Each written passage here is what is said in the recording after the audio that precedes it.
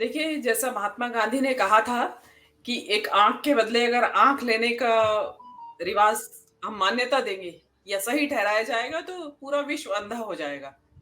तो यही इस ये जो अरब इज़राइल इस टाइम कॉन्फ्लिक्ट का जो नया फ़ेज़ अभी चालू हुआ है 4 दिन से, तो उसमें भी यही हमें होता हुआ दिखाई दे रहा है। और देखिए, जो लक्षण बता रहे हैं और जो परिस्थितियाँ बता रही हैं, उससे ये लगता है कि अब तक के जितने भी इनके आपसी जो झगड़े हुए हैं, जो कॉन्फ्लिक्ट हुए हैं अरब और इज़राइल, फ़िलिस्तीन के, उन्होंने फ़िलिस्तीन और इज़राइल के उसमें ये भीषणतम संघर्ष होगा। इसमें हमास की तैयारी कितनी है ये अभी देखिए समय आने पे पता चलेगा। लेकिन जो काउंटर अटैक इज़राइल की तरफ से हो रहा है, वो बहुत भयानक है।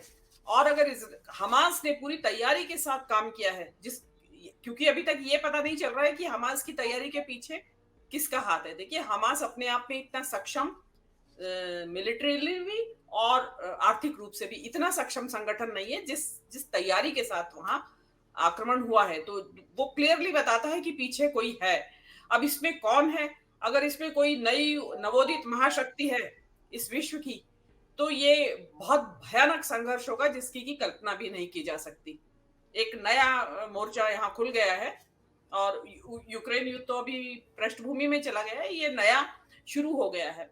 लेकिन इसमें जो ये कहा जा रहा है कि भई देखिए, हमास ने जो किया, वो तो उनका पक्का है, पहले से ही पता है कि वो हिंसक तरीकों से अपने देश को पाना चाहते हैं, अपनी ज़मीन पाना चाहते हैं। उनका वो डिक्लेयर्ड है, उनको कुछ छुपाया हुआ नहीं है इस चीज़ का।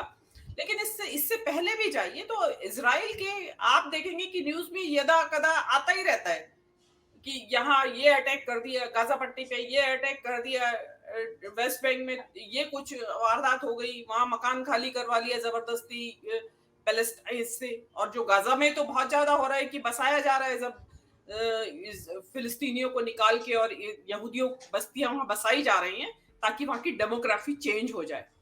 तो ये चीज़ देखिए, अब हिंसा, क्योंकि इज़राइल भी हिंसा पे उतारू है और जो फ़लस्तीन की तरफ से जो मॉडरेट फैक्टर्स थे, जिसमें कि यासर अराफात के साथ वो युग मेरे ख्याल से खत्म हो चुका है।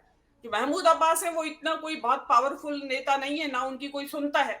और मुझे ऐसा लगता है कि विश्व जो है बहुत लंबी यात्रा कर चुका है उसके बाद। अब मुझे ऐसा लगता है कि शांतिपूर्ण समाधान तो शायद ही कुछ निकले इस समस्या का। मेरा ये मानना है कि जो इस ये जो कॉन्फ्लिक्ट है इस वक्त, जो हिंसक तरीके से, इसमें जो भी समाधान निकलेगा, जिसके पास जो जमीन रह जाएगी इस बार, हालांकि पैलेस्टीनियंस के पास अब कुछ बचा नहीं है, वहां पे बहुत छोटे छोटे पॉकेट्स में उनकी जमीन उनके हाथ पे है। तो मुझे ऐसा लगता है कि वो that will be the final. आप देख रहे हैं जनचौक का सोशल मीडिया प्लेटफॉर्म। हमारे YouTube चैनल को सब्सक्राइब करने के लिए बेल आइकन दबाना ना भूलें।